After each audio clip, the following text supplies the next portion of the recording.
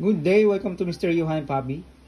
So, congratulations po Sir Rimbert from Pasay City. Ang napili po niya, pang 92 raffle natin, winner natin si Sir Rimbert. So, ito po yung kanyang napili na Army Armament, John Wick 4, Pit Viper.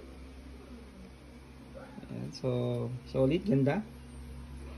Ayan, so, naka-fiber optic na po yan, front sight, naka-compensator. So, yan po yung mga markings niya. Naka-magwell. Yung staple grip niya.